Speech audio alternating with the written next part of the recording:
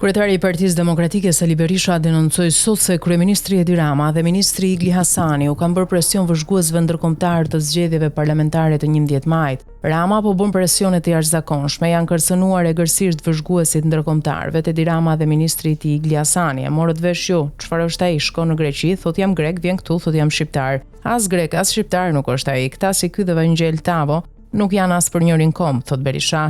I pyetur nga gazetarët sot për shefin e ri të Byros Kombëtare të Hetimit, ai ishte i prerë, të loboj cili të doj, ai do emrohet nga Edi Rama. Aty janë futur disa emra për të dalë ndonjë Çako apo si Çako. Kaq nuk lëshon vëndej.